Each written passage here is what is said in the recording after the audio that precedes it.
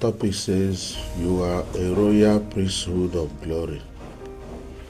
You are a royal priesthood of glory.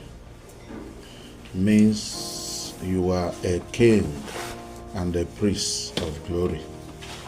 You are a king and a priest of glory. Meaning that you are not a king and a priest by ceremony.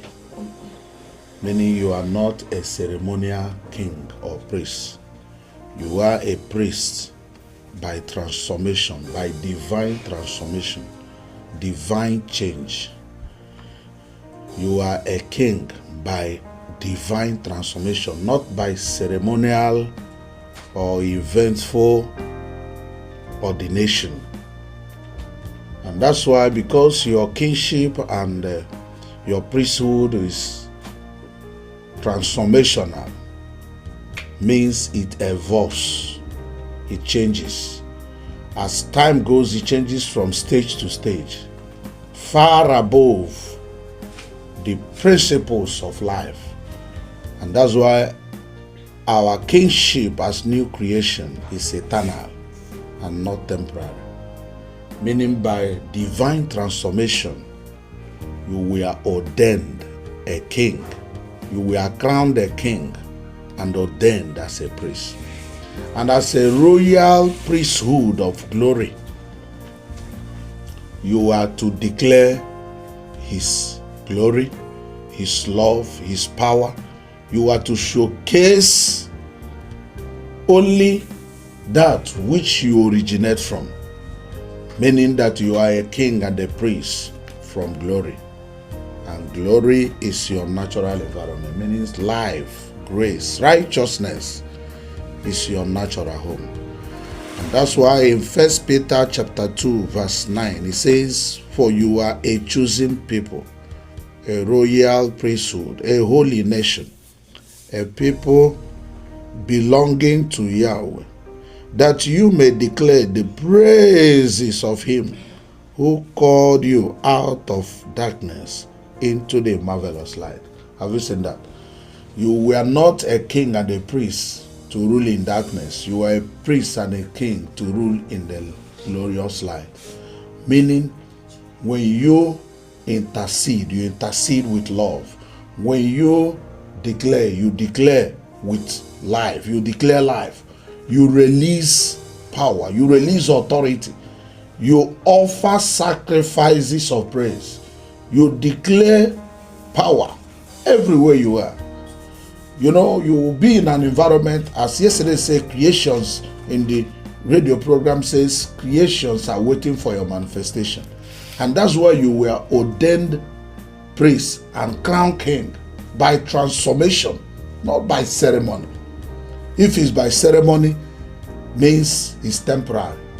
But by transformation, it's eternal. And that's why in Hebrew chapter 4, verse number 16, it says something that is of importance. In that Hebrew 4, verse number 16, that place says, let us then approach the throne as the throne of grace. Why are we qualified to approach the throne of grace? Because we have been crowned what? King. Throne is meant for king. And he said we should approach it. Approaching the throne of grace is to see yourself as a crowned king by divine what? Transformation. Not by human ceremony or by any event. He said with confidence, so that as a crowned king by divine transformation, you will receive mercy, and then you will have grace to help in time of need. You will do what? You will obtain mercy. You will have what? Mercy as a tool, as a living instrument. And you will also have what? Grace to help in time of need. Who needs you? Creations. Your environment. Everywhere you are, there is a need. There is an expectation of creation towards you. as a king, as their king and their priest. You are not only a king to yourself, you are a king to all the angels, a king to all the spirits, a king to the moon, sun, and star, a king to everything created, both in heaven and on earth. And they need help from you. If you don't have mercy, if you don't have grace, how can you provide help? How can you give them life? If you have mercy, you will give mercy. If you have grace, you will give grace. If you lack mercy and grace, you cannot be able to do what? Perform as a king and as what? And as a priest. So how do you approach the throne of grace? To not lose the consciousness of your identity as a king of glory and as a priest of glory. Meaning, your kingship and your priesthood come through what? Glory. And is effectual within the environment of what? Mercy and what? Grace. And because you have mercy and grace, you will now be a solution to the problems of creation, solving their problems and revealing Yahweh's praise unto them. That's why Apostle Paul in Romans chapter 12 verse 1, that place says, therefore, in conclusion, I urge you, brothers, in view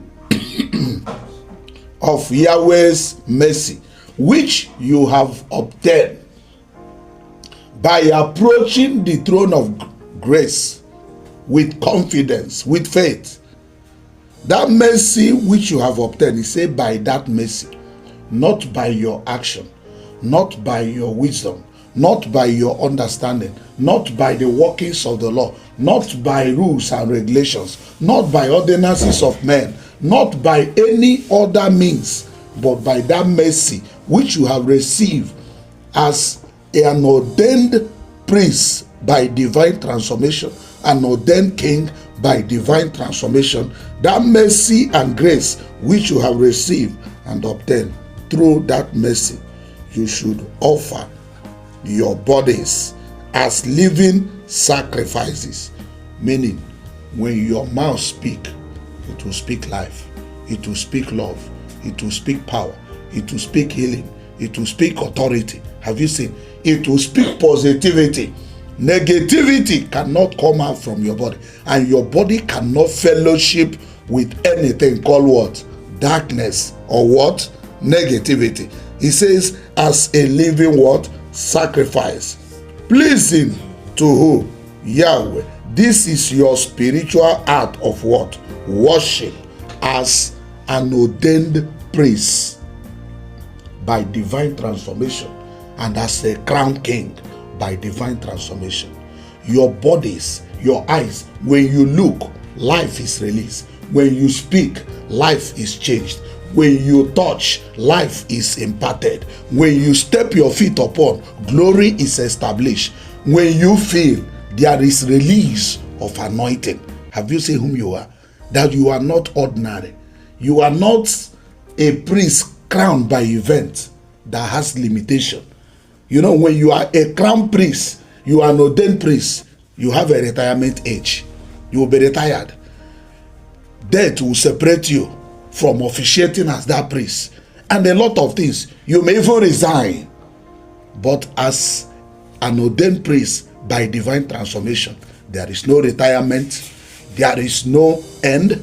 There you cannot quit. You cannot run away from it. You will serve in that position forever and what? Ever.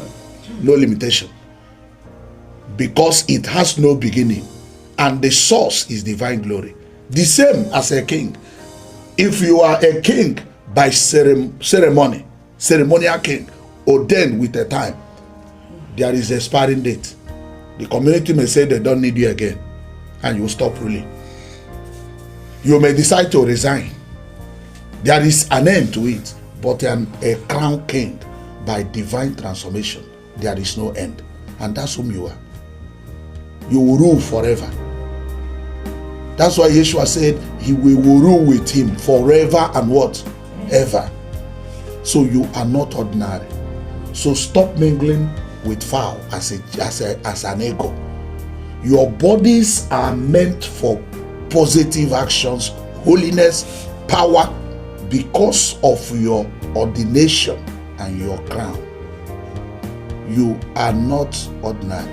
Open your mouth, say, I am a royal priesthood of glory, ordained and crowned by divine transformation. The reason my bodies are living sacrifices unto Yahweh, Yeshua, and is my reasonable service. And I hear is I believe